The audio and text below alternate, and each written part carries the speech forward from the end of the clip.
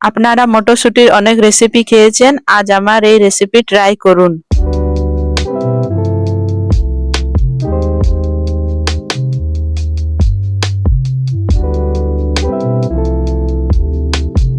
একটা প্রেসার কুকারের মধ্যে মটরশুঁটি, পেঁয়াজ, টমাটার, ছাড়ানো 5-6টা রসুন, কাঁচা লঙ্কা, দারচিনির টুকরো, গোলকি, হলুদ, নুন ও পরিমাণ মতন জল দিয়ে প্রেসার কুকারের ঢাকনা বন্ধ করে দেব 1 সিটি আসা পর্যন্ত।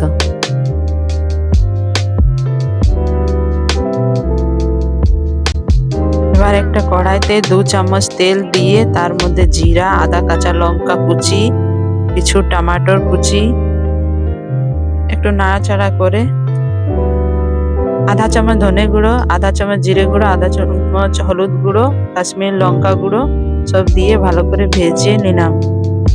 ভালো করে ভাজা হয়ে গেলে মটরশুঁটির ডাল ঢেলে দিলাম, কুচানো ধনেপাতা ছড়িয়ে দিলাম। এবার আমার রেসিপি রেডি।